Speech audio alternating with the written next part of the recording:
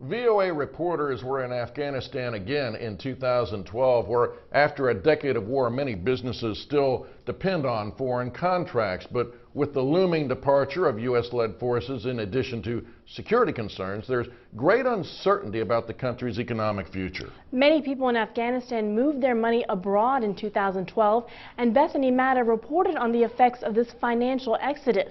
She talked about that with Imran back in May. Let's take another look, starting with her report. Many truck drivers like Mehrab Gul have made their living delivering flour and cement from neighboring Pakistan and Iran. He says business has been dropping. Orders have decreased a lot. We used to drive 6 rounds of cement in a month from Pakistan. Nowadays we bring 3. The truck drivers also complain about payoffs to the police. Official corruption is crippling investor confidence, and businessmen are taking their cash and leaving the country. Some $4.5 billion in 2011. During the Taliban and stuff, the economy was, it wasn't what it is today, but it was certainly like surviving. They were not thriving. And then I believe when the troops had come in, they basically pushed a lot of money into the economy, so it immediately was jump-started. And when we talk about the industries, which are the industries that you can pinpoint which are on the rise? I guess right now you can definitely see the ones that are failing, and they're the ones that have been that mostly like the property market and stuff like that. They're mostly the ones that the NGOs and the foreigners have invested in. I would say like the telephone companies, the mobile phones, the services that people really need here are on the rise. Now, Bethany, when we compare the cottage industry or the small industries in Kabul to the poppy industry, if people are forced to leave or give up growing poppy, does the government have a plan in terms of adjusting them to different industries? I think if you ask the government, they say they do have a plan, but when you talk to the people and you talk to the farmers, they do not follow through with their word.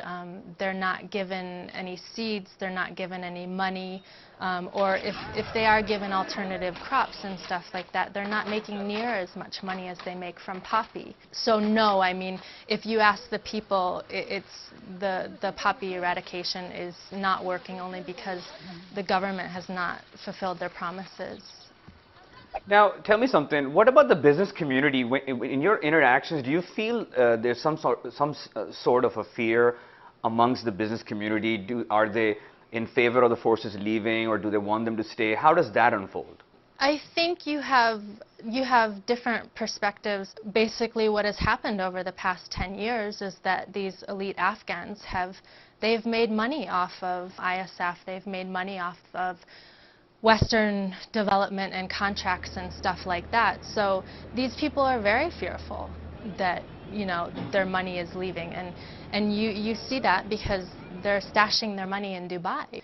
People that have invested, though, I think in the local economy with services such as telephones and stuff that are providing the people with needs, they'll continue on. Now, in terms of international investment or foreign investment, what about the government's plan in terms of working with other international organizations or corporations to bring in more investment into Afghanistan?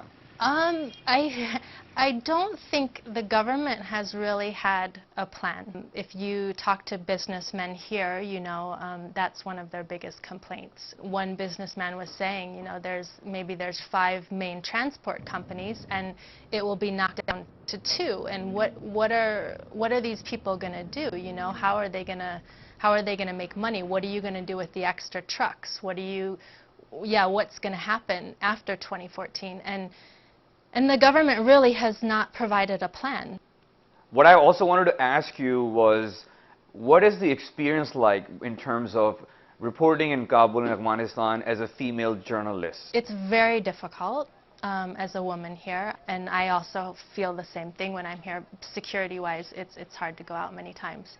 But it's also very interesting because as As a woman journalist, you're allowed into the homes, which is a wonderful experience because you can really see what normal life is like here. Well, that's an interesting perspective. Thank you so much for your time, Bethany. Bethany Mehta, VOA reporter in Kabul, Afghanistan.